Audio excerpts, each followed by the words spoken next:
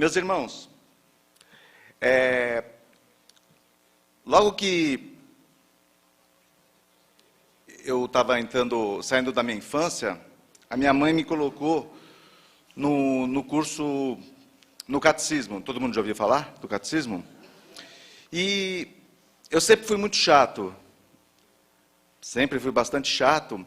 E a minha professora de catecismo, conforme, coitada, eu tenho uma prova danada foi para ela, né? Porque, assim, ela ia me explicando as coisas, mas tinham coisas que não batiam para mim. Quando ela falava para mim que Deus era justo, que Deus era bom, e eu ficava perguntando para ela como que Deus é justo e bom se tem pessoas, a princípio eu pensava nisso, pessoas mais ricas do que outras. Tem pessoas com deficiência. E ela, lógico, diante do que ela poderia me passar, ela falou que isso eram mistérios que Deus guardava e que não era possível a nós acessarmos esses mistérios.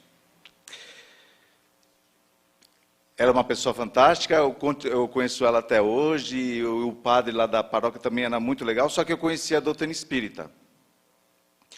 Um dia, essa minha professora foi pedir para o padre, porque eu sempre perguntava essas coisas, para o padre vir falar comigo, para me explicar. E eu despejei em cima do meu amigo padre todas as dúvidas que eu tinha. Eu falei, mas olha, Deus não pode ser tão justo e tão bom. Existe muita diferença, tudo. E daí ele voltou a falar para mim que isso aí era uma coisa que nós não tínhamos acesso. E ele falou um negócio a mais para mim. Ele virou para mim e falou assim: você sabia que o diabo adora a criança que faz bastante pergunta? E eu perguntei para ele, mas por que Deus criou o diabo, na verdade? Já fiz outra pergunta em cima. Eu conheci a doutrina espírita, deixei de ser católico, tenho um respeito muito grande pelo trabalho de todos os católicos, todos lá da minha comunidade. Só que o padre saiu da comunidade, um dia ele estava voltando, e eu estava descendo do ônibus, quando eu vi, eu dei de cara com ele. Ele falou, oi, Fábio, tudo bom? Eu falei, oi, padre, como é que tá? Tudo bom? Tô. Oh, faz tempo que o senhor não veio por aqui, é isso aí. Ele fez a pergunta para mim assim, e aí, você ainda faz parte do rebanho do Senhor? Gente, assim, eu não saio com uma camisa, eu amo Kardec. Mas se me perguntar, eu não tenho o menor problema de falar. Porque, vocês já viram, vocês já encontraram, por exemplo, católicos no supermercado? Muitas vezes dá para você identificá-los, porque ele fala, você foi na missa, você vai na missa hoje, ó, vai ter o terço, isso e aquilo. Quando você encontra um protestante, um evangélico, ele fala o quê? Olha, hoje vai ter culto, e isso e aquilo.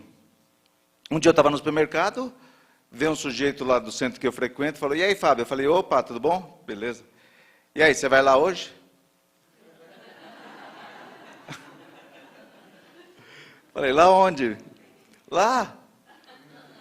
Daí eu falei bem alto, no centro espírita, daí ele foi até meio, né? Parece que as pessoas têm vergonha, na verdade, eu não tenho vergonha nenhuma, mas eu achei que o padre ia me excomungar. Porque ele falou, e aí, você faz parte do rebanho do Senhor? Eu falei, faço, padre. Do senhor Allan Kardec. Ele olhou assim para mim e falou, você é espírita? Eu falei, sou, padre. Ele falou, que bom. Eu falei, ué, como assim? Pô, eu gosto bastante dos espíritas, eles que mais me ajudam nas minhas obras sociais lá. Ele falou, eu gosto bastante da doutrina, de tudo, e de vocês espíritas.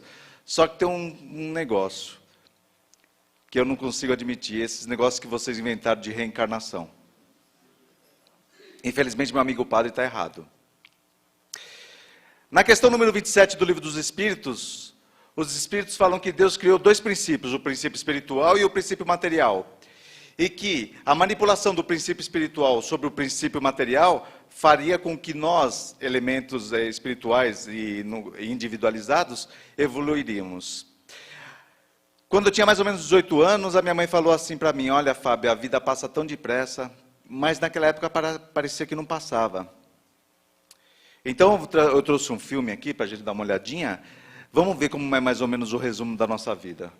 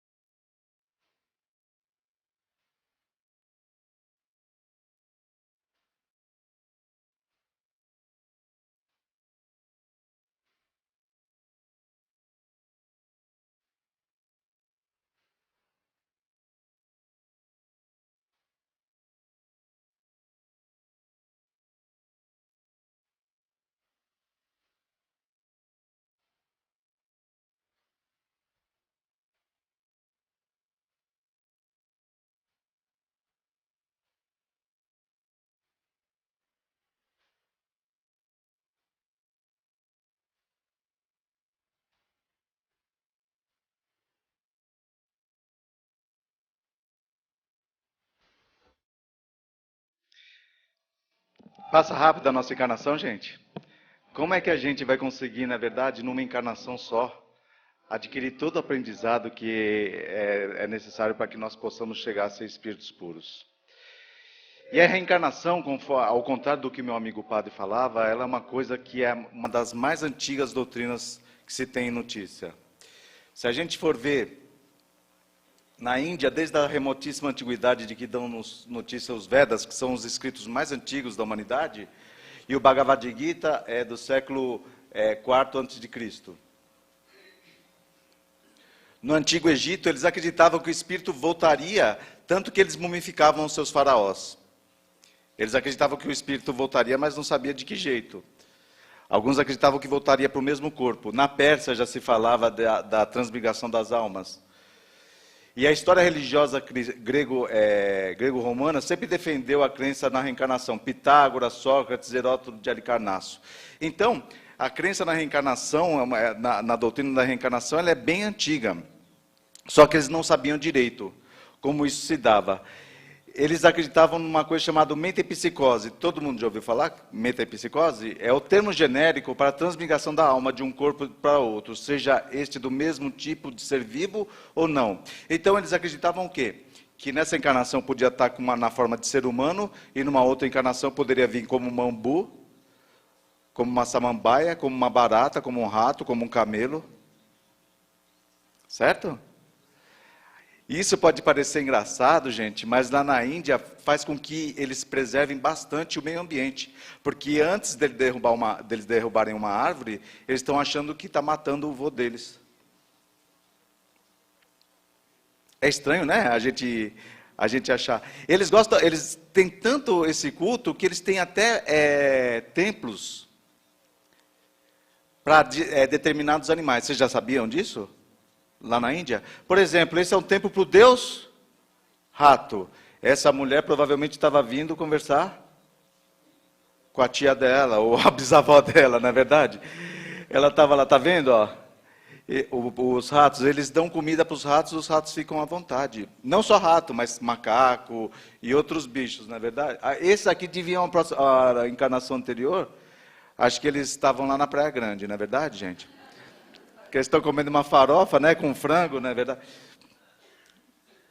Aqui está uma reunião de família, eles colocavam tachos de leite para que os ratos viessem se alimentar, porque eles estavam cuidando dos antepassados deles. E lá também está. Então a gente vai perceber que não é desse jeito que acontece. A doutrina espírita diz que a partir do momento que nós chegamos na condição de homem, nós não retrocedemos mais. Daí vocês podem estar pensando, mas tem bicho que é muito melhor que homem, não é verdade? Pode até parecer, mas assim, seria um retrocesso se nós voltássemos para um corpo de um animal. Então as pessoas falam, olha, eu não acredito nisso porque no Evangelho nunca foi dito de reencarnação. É verdade isso ou não? Na realidade é verdade. Porque a palavra reencarnação foi criada em 1857 por Allan Kardec. Mas Jesus teve várias oportunidades de falar sobre a transmigração das almas, ou a reencarnação. Primeiro para o povo em geral. Daí vem Jesus numa passagem falando, e passando Jesus viu um cego de nascença. Perguntaram-lhe os seus discípulos, Rabi, quem pecou, este ou seus pais, para que nascesse cego?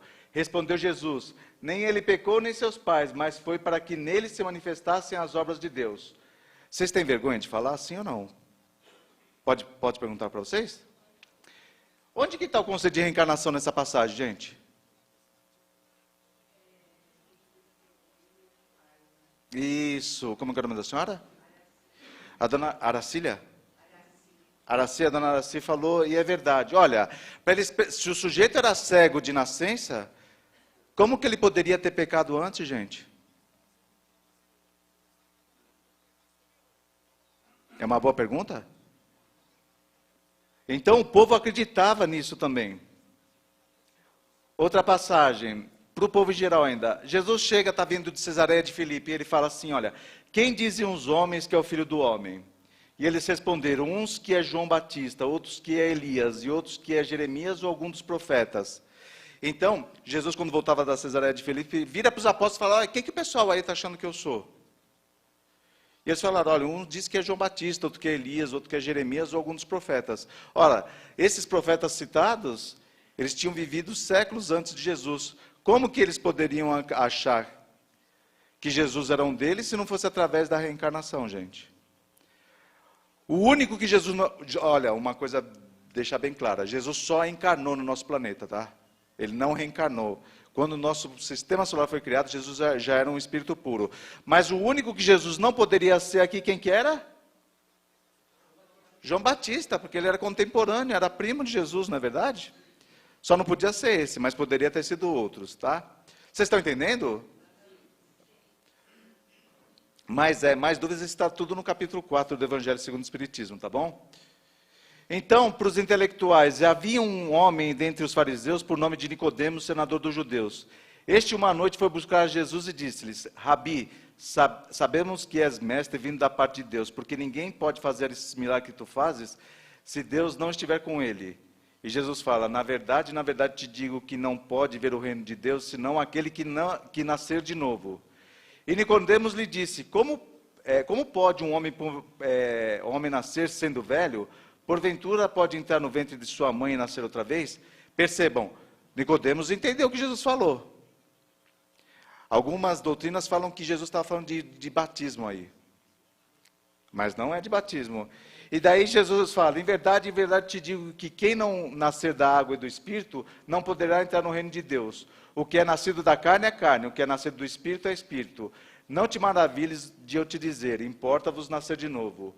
O Espírito sopra onde quer e tu ouves a sua voz. Mas sabes de onde ele vem, mas não sabes de onde ele vem, nem para onde ele vai. Assim é todo aquele que é nascido do Espírito. Jesus está falando que necessário é nascer de novo, não é verdade? Eu não vou entrar em tantos detalhes, porque eu prefiro uma outra parte mais científica. Mas isso para mim, é uma visão clara que Jesus está falando nascer de novo. Mas se o pessoal não estava satisfeito, Jesus fala... Para Jesus, né? E os discípulos lhe perguntaram, dizendo, pois por que dizem os escribas que importa vir no Elias primeiro? Isso aí é uma profecia do profeta Malaquias, que falando que antes do Messias vir, que o Elias viria primeiro. E aí, quando eles fizeram essa pergunta, Jesus tinha descido do Monte Tabor, onde tinha ocorrido a transfiguração, onde Moisés e Elias apareceram para Jesus. Como eles viram Elias, eles falaram, olha, o pessoal aí está falando, os estudiosos, que o Elias deveria vir primeiro. E daí Jesus fala, Elias certamente há de vir e restabelecerá todas as coisas. Digo-vos, porém, que Elias já veio e eles não o conheceram, antes fizeram dele o quanto quiseram. Assim também o Filho do Homem há de padecer às suas mãos. Então compreenderam os discípulos que de João Batista é que lhes falara. Ou seja, Jesus falando que Elias é João Batista. E Jesus foi mais até enfático. E se quiser descompreendê-los, João é o Elias que estava para vir. Quem tiver ouvidos, que escute bem.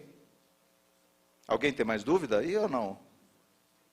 E o cristianismo primitivo, eles acreditavam na reencarnação até o ano de 553. Estão vendo essa catedral? É de Santa Sofia. Foi o imperador Justiniano que mandou construir. Esse imperador Justiniano e o cristianismo primitivo, eles acreditavam na reencarnação porque era um dos ensinamentos de Orígenes, um dos pais da igreja. Cada alma vem a este mundo fortificada pelas fraquezas ou vitórias de sua vida anterior. Seu lugar neste mundo como um vaso escolhido para honrar ou desonrar é determinado pelos seus méritos ou deméritos. Seu trabalho neste mundo determina a sua vida no mundo futuro. Era um ensinamento do cristianismo primitivo. Só que esse imperador Justiniano, ele conheceu uma mulher chamada Teodora. Essa Teodora, ela era prostituta. Muito bonita. E quando ela se tornou imperatriz, essa Teodora, ela quis acabar. As outras prostitutas falavam, olha, vocês têm que nos respeitar. É meio TV Fama, né? Meio fofoca essa história aí, não é verdade? Vocês têm que respeitar, porque uma de nós chegou a ser imperatriz. Mas aquilo chegava a causar problemas para Teodora. O que ela fez, gente? Segundo diz a história, ela mandou dar um fim em mais ou menos 500 prostitutas que tinham. E as pessoas, falando na reencarnação, viram e falam assim, olha, Você mandou matar mais de 500 prostitutas, você vai ser assassinada mais de 500 vezes. Mais de 500 encarnações para você pagar o que você tem feito. Obviamente que não é desse jeito que funciona, tá, gente? Mas o que a Teodora fez? Ela teve acesso ao marido dela, que é o imperador Justiniano, e ele convocou um concílio ecumênico de Constantinopla, no ano 553 depois de Cristo. Todo mundo sabe o que é um concílio? O concílio é a reunião de religiosos e eles determinam mudanças da lei de Deus. E a Teodora, influenciando seu marido Justiniano, ela faz com que seja mudada as regras da igreja. Então, isso aqui é só a figura, né, do Justiniano e da Teodora. Quem sustentar a mítica crença na pré-existência da alma e a opinião consequentemente estranha de sua volta será anátema. Deu para entender o que ele está falando aí? Será perseguido quem falar que a alma pode voltar. A partir daí desse concílio, acabou a reencarnação. Acabou, gente. Ela continua, não é verdade? Então, as pessoas, muitas vezes, que falam contra a reencarnação, muitas vezes nem conhecem a própria história das suas religiões. Mas eu não gosto muito dessa parte mística, dessa parte...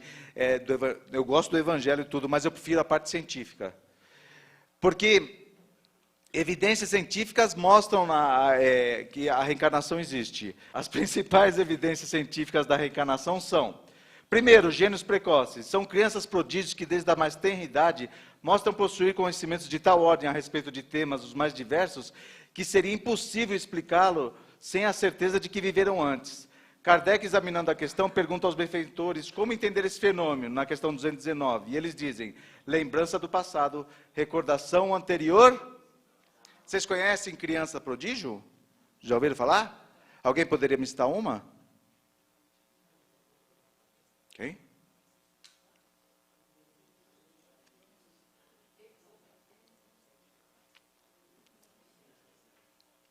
Não deu para entender o que vocês falaram, não é verdade, mas eu vou citar algumas aqui. Por exemplo, Mozart. O célebre compositor austríaco, aos 3 anos, já tirava melodias no cravo, uma espécie de piano. Aos 4, tocava violino de forma primorosa. Aos 5, já compunha minuetos, tendo composto sua primeira ópera aos 9 anos. Deus é justo, gente? Deus é justo ou não? Deus é bom? Por que o Mozart, aos 3 anos, ele já consegue tocar uma espécie de um piano? E eu, aos 47, não consigo tocar nem campainha? Hã?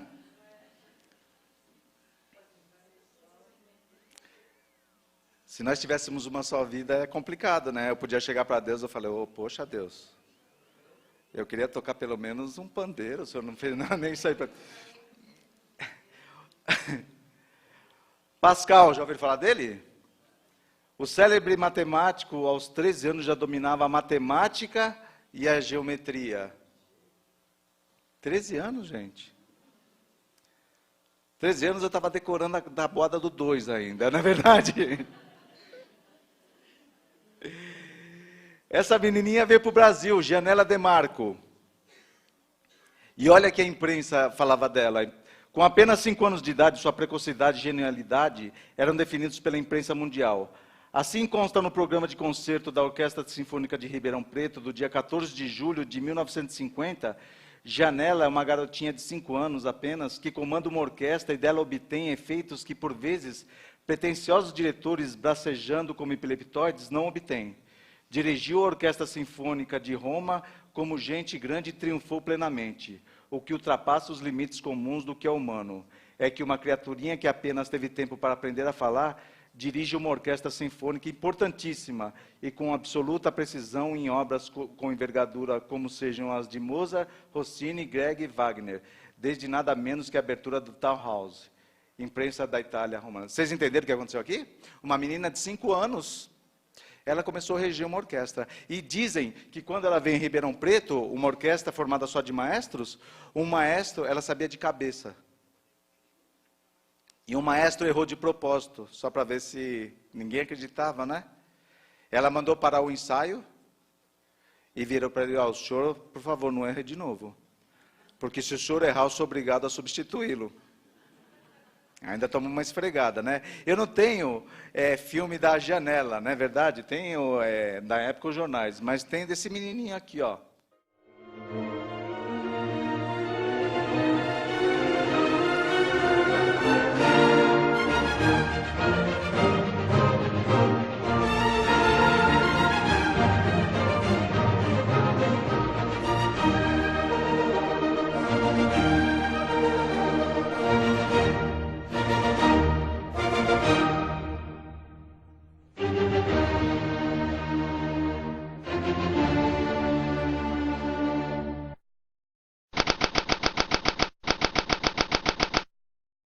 Viram?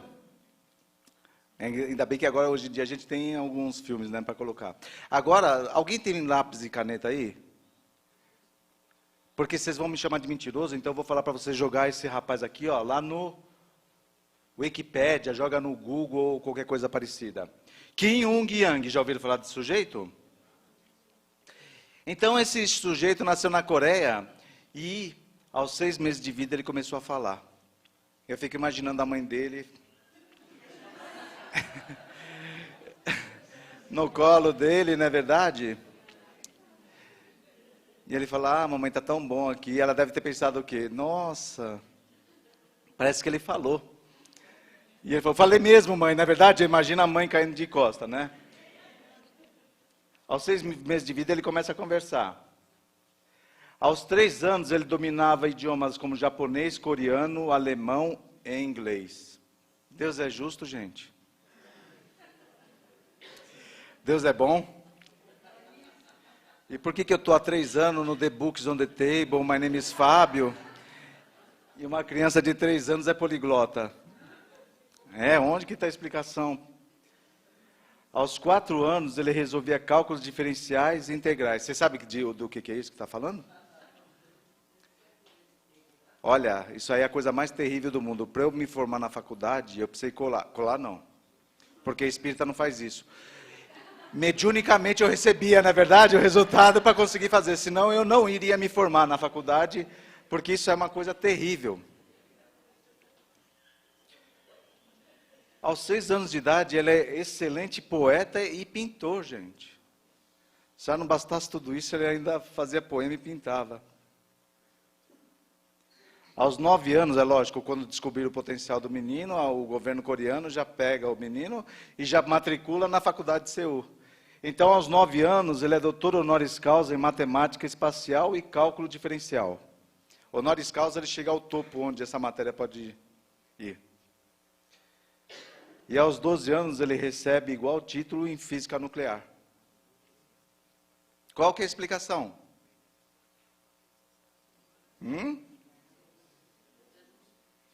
Mas eu só estou falando de coisa do bem, não é? Esses espíritos mais evoluídos que vêm dar uma evolução aqui no nosso mundo. Mas semana passada, eu vi no Fantástico um menino de 9 anos. Viu hoje, a senhora viu? Que ele já era, assim, não sei, viciado em álcool e drogas, e parece que ele era perseguido por um monte de gente já. Isso. Infelizmente, até para esse tipo de coisa, é o espírito que já traz de uma outra vida. Tá? Vocês estão me olhando feio. O que foi? Tá tudo certo até agora? A gente só acha que é só coisa boa, né? Bom, outra coisa, recordação espontânea de vidas passadas. Tem um livro, eu já tive a oportunidade de ler, do professor Hernani Guimarães Andrade, Reencarnação no Brasil. O que ele faz? Esse professor já está desencarnado. Ele ia atrás de casos de crianças que se lembravam de vidas anteriores. Então, ele coloca 8 casos nesse livro, e eu trouxe um para vocês. Olha, gente, eu estou falando isso aqui de ciência, ele é um cientista, tá? Para ele colocar uma coisa nesse livro, tem que ser tudo catalogado por outros cientistas e tudo mais. Não é coisa de, acredite se quiser. Tá? Então, ele vai falar que caracteriza pelo fato de pessoas, especialmente crianças, passarem a se recordar espontaneamente de vidas anteriores.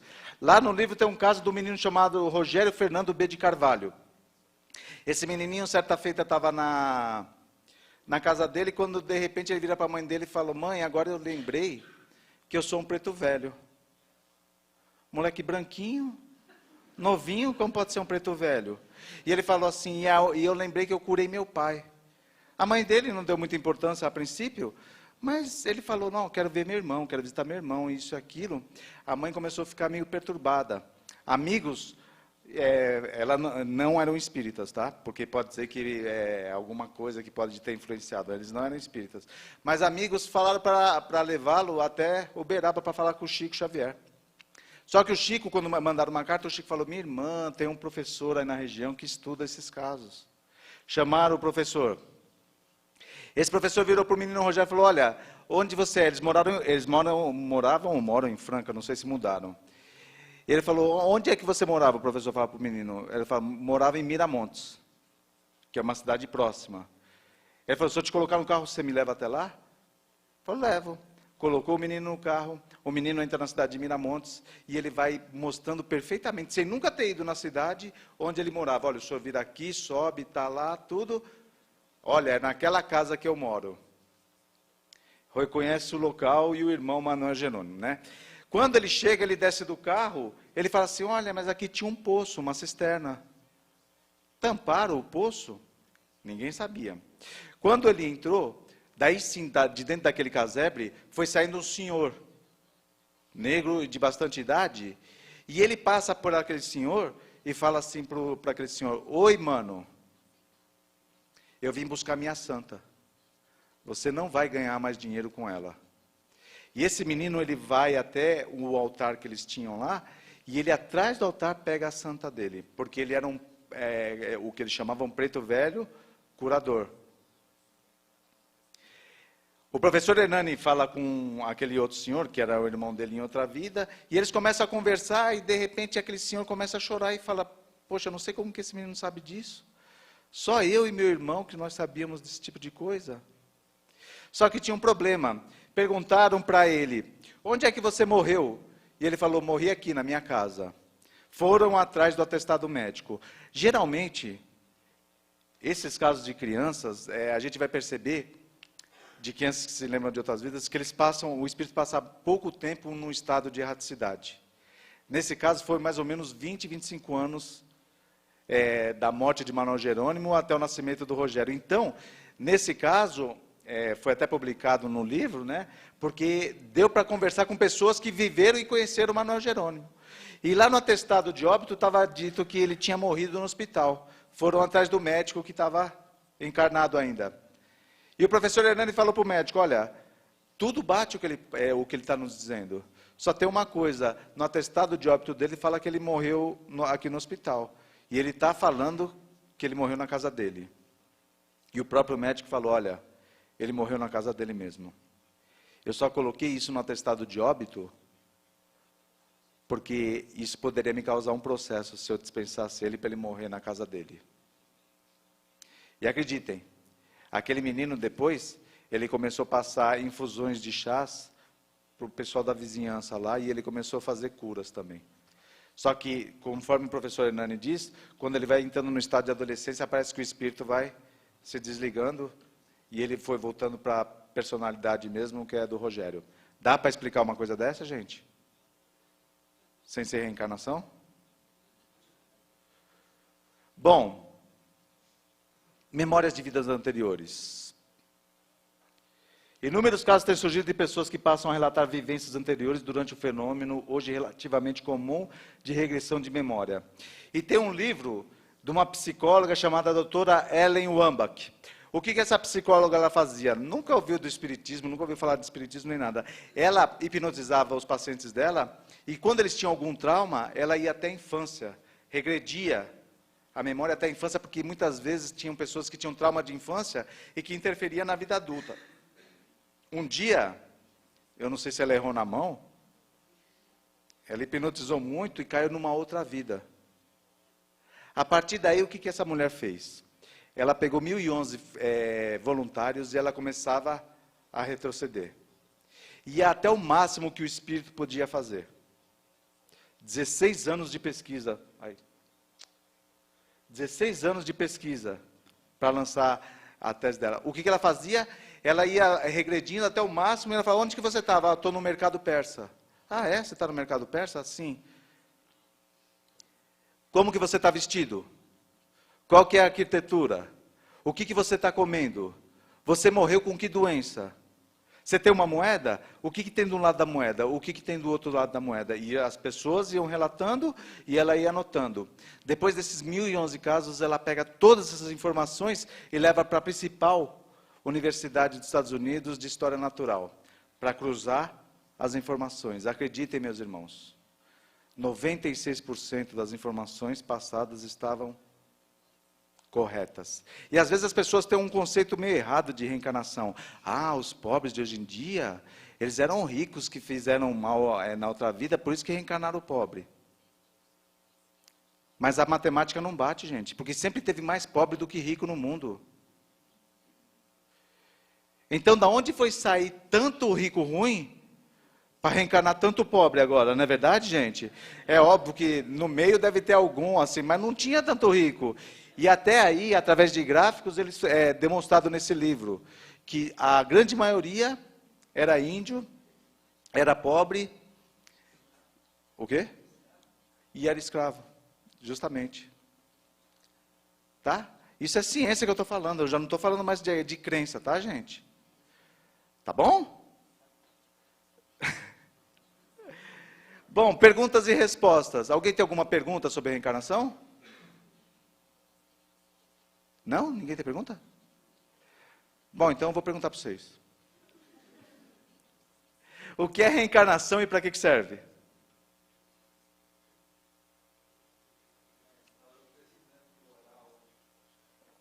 Reencarnação é a volta do espírito para um corpo físico novo. Certo? É diferente de ressurreição. Para que serve? Para adquirir aprendizado, né, gente? Acho que eu já falei uma vez aqui, me perdoem a brincadeira, mas tem gente que acha que precisa sofrer para evoluir. Vocês já ouviram isso aí? Ai, porque eu preciso sofrer. Meu marido é meu karma.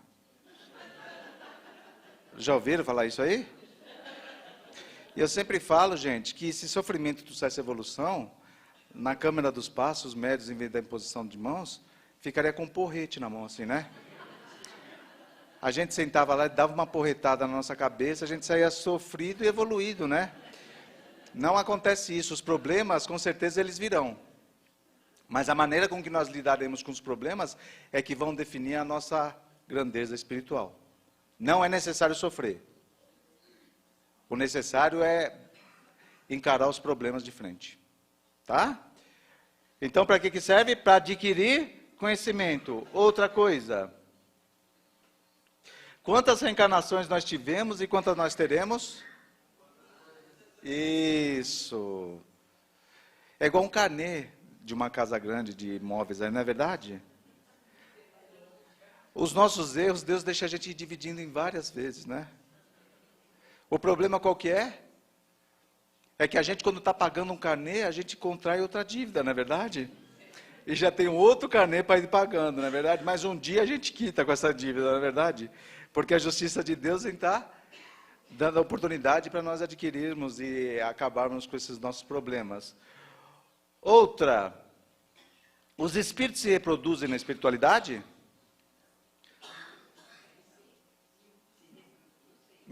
Não, né? Porque na época de Jesus tinha 260 milhões de habitantes no nosso planeta. Hoje nós temos mais de 7 bilhões. O que aconteceu? Verdade, na questão número 80 do Livro dos Espíritos, os Espíritos falam que Deus continua criando permanentemente. Tá? Tudo bem? Outra pergunta.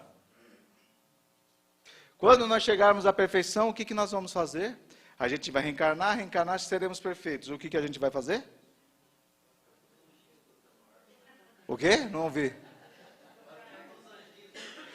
Isso! Vai ficar com um anjo, não é verdade? Tocando harpa. A gente vai chegar lá, não é verdade? Aquela reunião de espírito puro, vai dar uma coceira nas nossas costas, puf, nasce o par de asa, né? Uma coceira na cabeça, nasce uma auréola, vai alguém, entrega uma harpa na nossa mão, a gente fica lá, plim, plim. Plim. Quem aguenta um negócio desse, gente? Isso é o céu ou o inferno, né?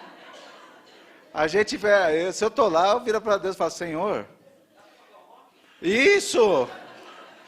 Pô, não dá para pôr um rock aí, pô, não é verdade? Então, na pergunta 967 do Livro dos Espíritos, os Espíritos falam que a verdadeira felicidade é nós podermos trabalhar pelo bem e seremos mensageiros do Criador na obra dele. Isso consiste a nossa felicidade. Ficar sem fazer nada não é bom. O espírito sempre reencarna no mesmo sexo? Não, porque a gente tem que adquirir experiências, não é verdade? E nem sempre os homens têm as mesmas experiências que as mulheres. Amor de mãe, um homem nunca vai ter. Certo? Então, para nós adquirirmos conhecimento, nós temos que ir estagiando nos diversos... Isso não implica, gente, falar que nós vamos reencarnar uma encarnação homem e outra mulher, uma homem e outra mulher. Às vezes a gente pode passar várias encarnações no sexo masculino, depois várias encarnações no sexo feminino, dependendo das provas que nós tivermos. Tá? Então, nós ainda reencarnaremos no sexo oposto. Tá bom?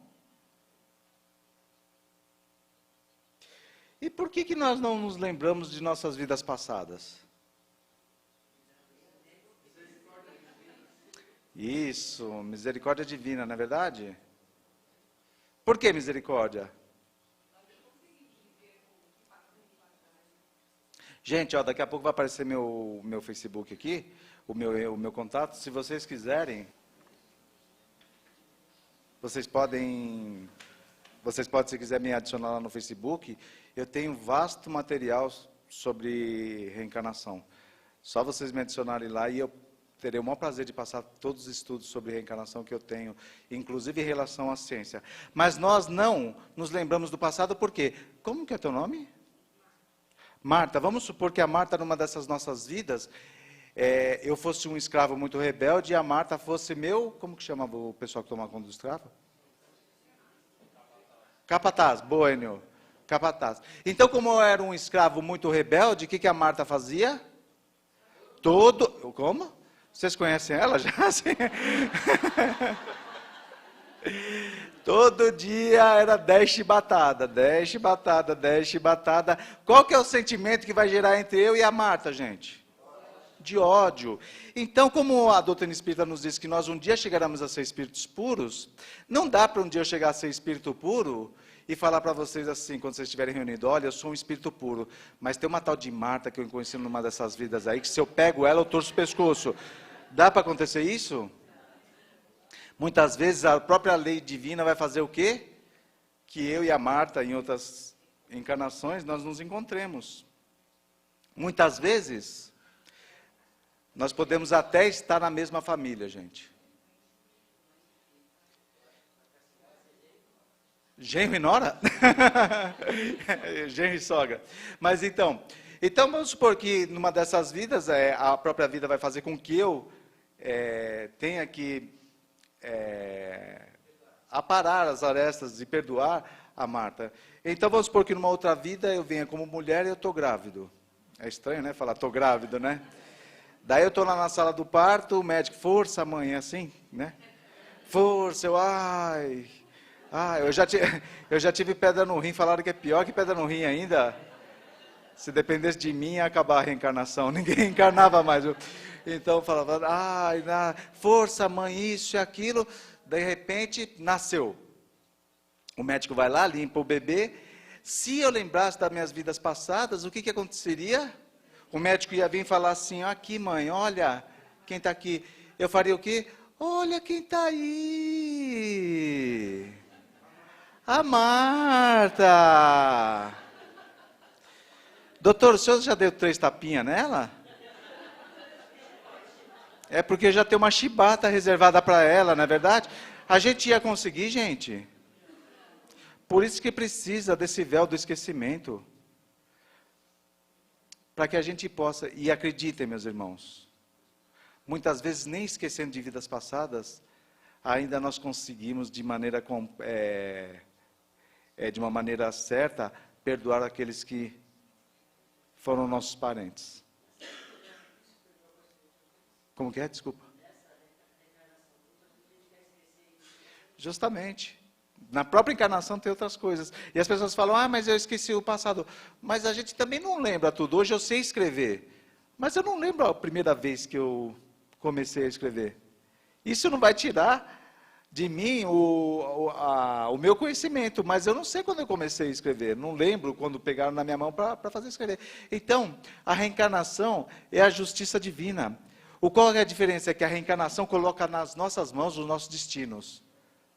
Nós não precisamos de médiuns, nós não precisamos de expositor espírita, não precisamos de padre, de pastor, de rabino, de nada para que seja nosso intermediário entre nós e o Criador.